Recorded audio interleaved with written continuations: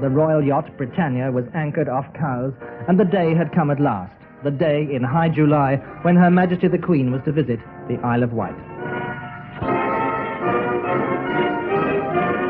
With the arrival at Newport by royal barge, with Prince Philip wearing the uniform of Admiral of the Fleet, the great occasion had a maritime flavour entirely appropriate to an island whose geography and history have been shaped by the sea. Today, more history was being made. This was the first time since her accession to the throne that the Queen was setting foot on the Isle of Wight. Everywhere there was a tangible feeling of pride, the military pride of the Guard of Honour found by the 4th 5th Territorial Battalion of the Royal Hampshire Regiment, and the civic pride of the townspeople and officials of Newport, capital town of the island and its oldest borough. The monarchs of England have long recognised the importance of the Isle of Wight, which stands as though on guard at the entrance to Southampton Water. England is only 4 miles away across the Solent, yet the islanders mix a certain independence with their loyalty. Their territory is quite small, only about 22 miles long by 12 miles wide, but it's a famous holiday resort with its own energetic industries and agriculture, and its association with the Crown goes far back into history. Newport was granted its charter nearly 800 years ago.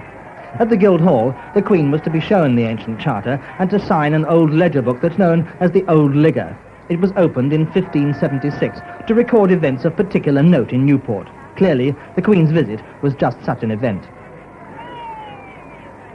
The antiquity of the town maces may have seemed simply an added touch of pageantry to the crowds waiting for another glimpse of the Queen and Prince Philip.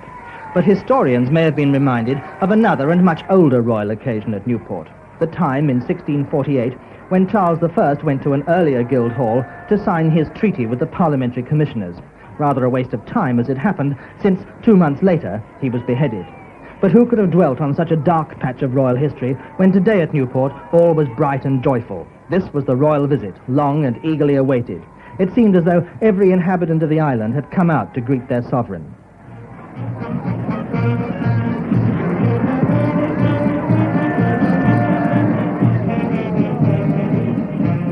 And now came the most important part of the royal visit, the installation of Earl Mountbatten of Burma as governor of the island.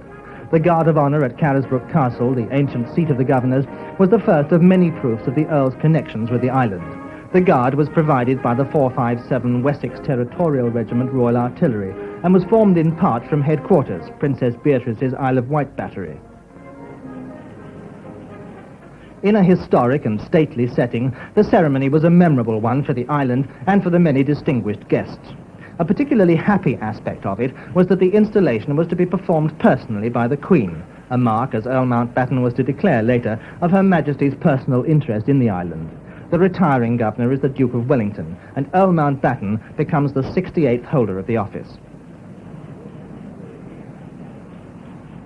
The installation of a new governor of the Isle of Wight is an event which gives me particular pleasure. In view of this long and close connection extending over nearly 700 years between the Crown and the Isle of Wight, I am very glad indeed to install the new governor in person.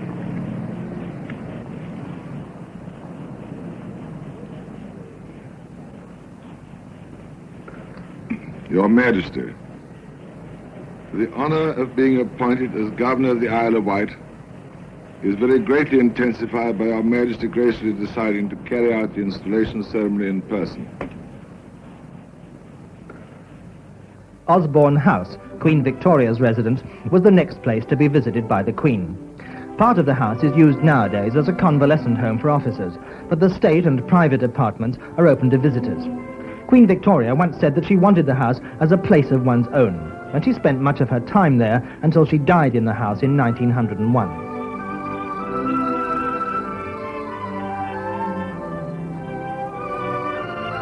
After an inspection of hovercraft at Westland Aircraft at Cowes and lunch aboard the royal yacht, the Queen went to Ryde to receive another rapturous Isle of Wight welcome.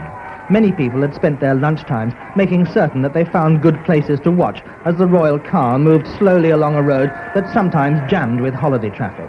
Ryde is often called the gateway to the Isle of Wight because it's here that thousands upon thousands of holidaymakers arrive by ferry from Portsmouth. As well as visiting Ryde Town Hall, where she was shown the famous Brigstock China collection, the Queen went to the Royal Victoria Yacht Club and paused a while on the Battery gun platform. For Prince Philip, with his great interest in sailing and with Cowes Week only a few days away, this must have been one of the most interesting parts of the royal visit. The Royal Victoria is the oldest yacht club on the island, with the exception of the Royal Yacht Squadron, which holds a unique position. The royal guests were then driven to Ventnor, where they saw a children's country dancing display and met the island's oldest inhabitant.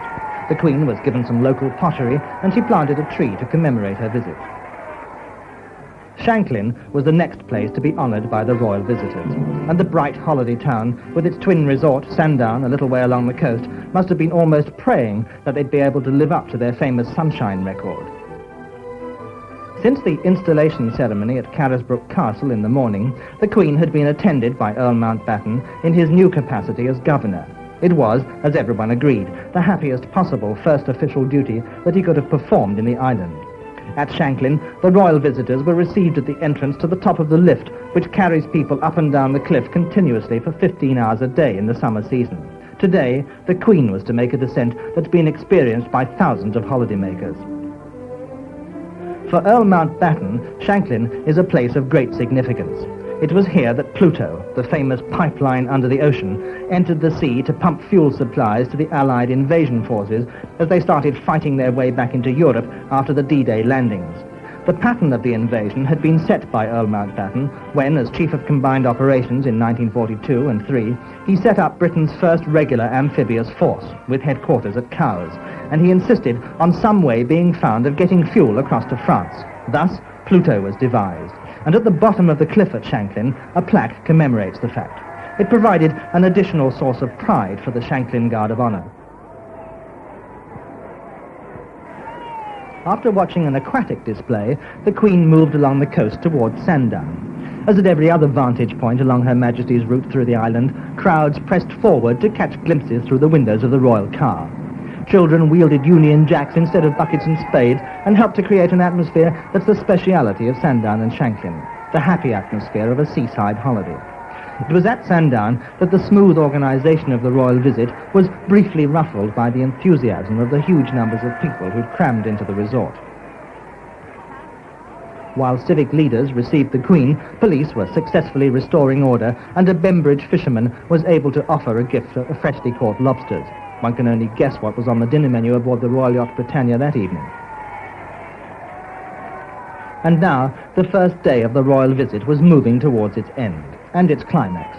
On the promenade at Sandown was a dais from which the royal party were to watch an event that's always a big feature of the summer season on the Isle of Wight, a parade of carnival queens.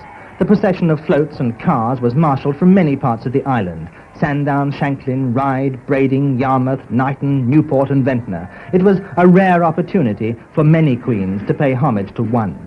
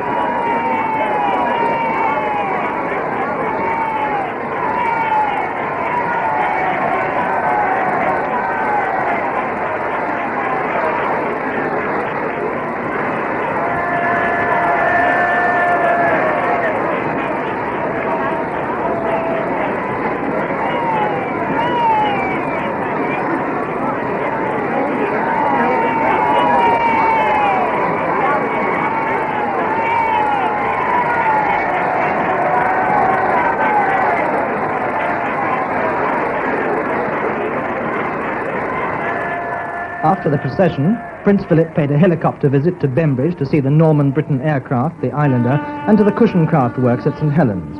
And the next morning, it was the turn of Yarmouth to greet the royal guests for the final part of their visit to the island. The royal barge entered the ancient harbour to a loud marine chorus of welcome from the sirens and hooters of a flotilla of craft that had gathered for the arrival.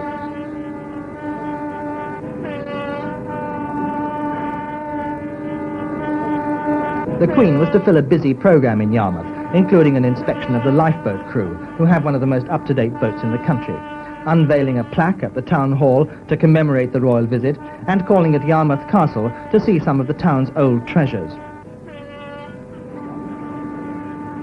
Yarmouth civic leaders are justifiably proud of their town's past.